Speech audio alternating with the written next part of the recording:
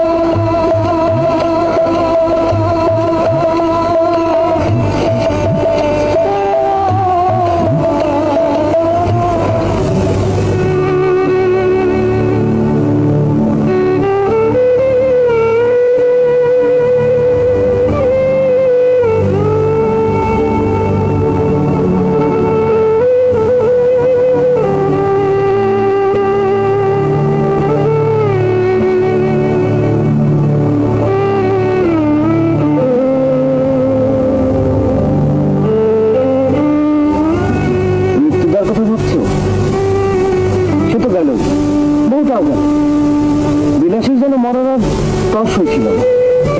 আত্মহত্যা সে তো মহাপাপ। শাস্ত্রমতে সে নরকে গিয়েছে।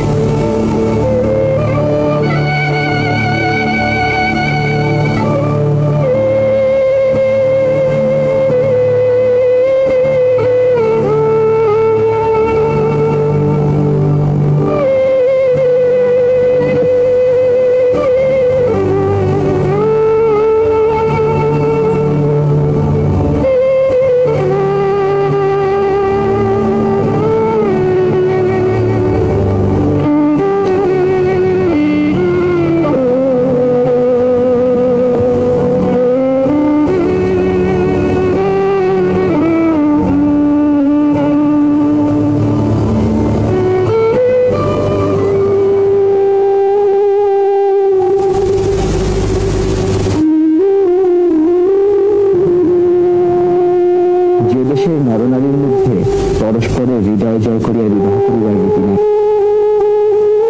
যে দেশের নরনারী আকাঙ্ক্ষা করিবার ভয়ঙ্কর আনন্দ হইতে চিরদিনের জন্য বঞ্চিত, যাহাদের জয়ের গর্ব পরাজয়ের ব্যথা কোনটাই জীবনে একটিবারও বহন করিতে হয় না, যাহাদের ভুল করিবার দুঃখ আর ভুল না করিবার আত্মপ্রসাদ কিছুই বালাই নাই, তাহাদের বিবাহ ব্যাপারটা শুধুই নিছক কন্ট্রাক্ট। তা সে যতই বৈদিক মন্ত্র দিয়ে ডকুমেন্ট পাকা করা হোক, সে দেশের লোকের সাধ্য নাই মৃত্যুঞ্জয় অন্নপাতের কারণ বোঝে। সাপরের মেয়েটি যখন একটি পীড়িত শয্যাগত লোককে তিল তিল করিয়া জয় করিতেছিল, তাহার তখনকার সেই গৌরবের কণা মাত্রও হয়তো ইহাদের কেহ চোখে দেখে নাই।